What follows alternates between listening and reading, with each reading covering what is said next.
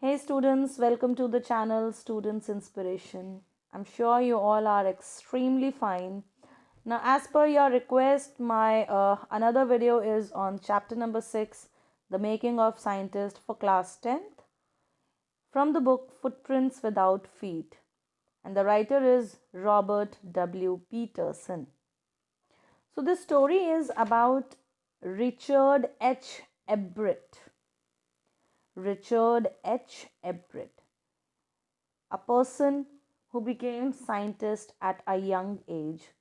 So this story is about his journey of becoming a scientist. Now here I'm in this video I have explained you the chapter which is going to help you out for your quick revision, and of course it's again in the form of uh, pictorial representation because the psychology say that children forget what they hear, but they remember what they see and hear. So, here I have just tried to share you such small pictures which can stay in your mind for a long time. So, without wasting any moment, let's start it. Now, here, as I told you, that it's the story of Richard H. Everett, who in the chapter, the writer has told us about his journey of becoming a scientist. Now, if a person grows into a scientist, thereafter is the great curiosity. And of course, whenever there is curiosity, there are always question marks in one's mind. So, here in this part, I just wanted to show you the supportings. What were the supporters and how they helped out for Richard H. Everett to become a scientist. Like the very first thing was the things that attracted him, because he was a great collector from his early childhood. He wanted to collect coins, he wanted to collect small pebbles, stones, stamps, envelopes, other things. Many a times he just wanted to gaze at night looking at the stars. At very young age he started collecting butterflies. Later on, his mother brought him the book The Travels of Monarch X, and this book opened up his mind and took him on the way to a scientist. Along with this collection, he also had a competitive mind. He was a great photographer, he was a great public speaker, a debater, and a canoeist. Now, if we talk about his early childhood life, so here I want to tell you that his father died at his young age. He was very small when his father died. So he was his mother's life and only child.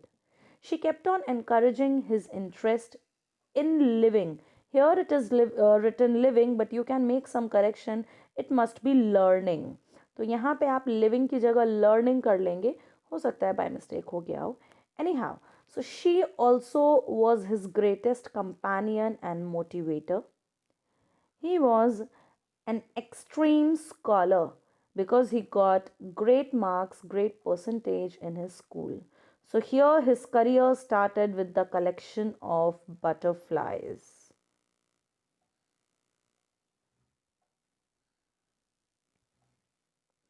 Now, in the book, the chapter starts with his achievement, with the announcement of his achievement.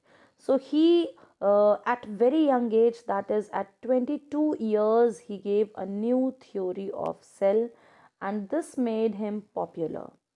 Well, his scientific career started with the collection of butterflies, as I just told you. Now, when he was very small, at a young age, when he was in kindergarten, kindergarten is when a child is 5 or 6 years old or he starts learning. At that very early age, he started collecting flies. Here, flies means butterflies because that's too long, so I have just shortened it. So, here it is butterflies. Now, his mother encouraged him, and to encourage his learnings, she took him for trips. She brought gadgets for him. What kind of gadgets she brought? She brought for him camera. She brought for him microscopes or telescopes and various mounting gadgets. Now, gradually he grew up, and at second grade or second class, he collected all 25 species of butterflies that were found in his hometown. Now, because he thought that he has already collected all the butterflies, now he has nothing left to do. Then his mother brought him a book, and the name of the book was The Travels of Monarch X. Now, this book uh, opened the way, opened, you can say, the street, and encouraged him for the journey to be a scientist. And this book told the young readers or the young learners how monarch butterflies migrated to Central America. Well, at the end of the book, there was an invitation by the writer Dr. Yoka Hart to tag the monarch butterflies and send them. Kindly pay attention on the arrows as well. So while he completed the book, Everett's mother wrote to Dr. Yoka Hart. Now, Dr. Yoka Hart was not only the writer of the book but also a researcher at the University of Toronto, Canada. He was also a researcher. Now, while writing him, Everett started collecting and tagging the butterflies. Now, if he had to collect and tag them, because their season was so short, it lasted just for few summer months, he understood that it was a slow process. Now, because it was a slow process, how could he do the collection at fast speed? So he thought of an idea. He raised the flock of monarch butterflies. It means he collected female butterflies and they laid eggs, and the dwelling season continued in his, you can say, like basement. And within very small time, within few years, his basement like was like a home to thousands of monarch butterflies.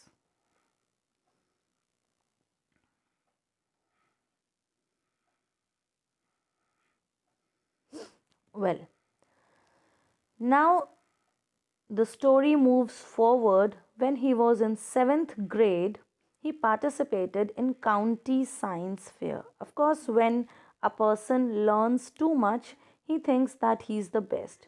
And of course, maybe Everett was also thinking so, and he was so confident to win in the competition. And he prepared a microscopic visual of frog tissue.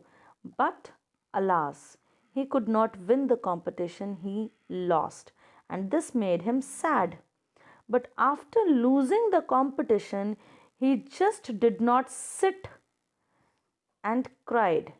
His eyes were wide opened. You can see these beautiful eyes.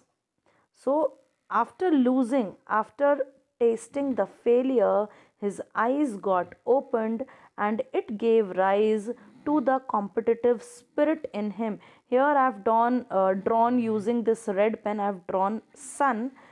You can say it like that. And the rays that are showing the rise of competitive spirit in Everett. Now, with the rise of this competitive spirit, next year he again prepared for the competition, and this time he tried to show a real experiment, and it was the cause of viral disease that killed the monarch caterpillars. Although his thought was not the correct one, but yet because it was a real experiment, he won the competition and he was bit happy. But after winning, also, he did not stop. He kept on moving forward. Again, the next year, that is in ninth grade, he again came up with the theory that viceroy butterflies copy monarch's butterfly because there is a reason. Because monarchs don't taste good to birds. And since monarchs don't taste good to birds. Therefore, here V means viceroy butterflies and M means monarch butterflies. So, viceroy butterflies acted like monarch butterflies to save themselves by getting eaten, because they did not wanted to get eaten by birds, so they resembled just like monarchs, and they copied monarchs. Now this theory gave him first prize in zoology department, while in overall fair he received third prize. So again he proved to be a winner, and this time again there was a big smile on his face. But yes, he did not stop and he kept on moving forward. So next year, when he was in 10th grade, he brought a new theory, a theory that proved that gold spots on monarch butterflies produced a hormone. It was not just an ornamental spot or a beautifying element, but it was like hormone secreting spots that was very necessary for butterflies' full development. The story is not yet over. This is just the half part of the story. Now, if you want to receive the second and the final part of the story, kindly subscribe the channel, and of course don't forget to like the video, because every like motivates me to prepare new videos and moving forward and forward and forward and bring the best way for my students to learn. Okay guys, bye, take care, and don't forget to press the bell icon.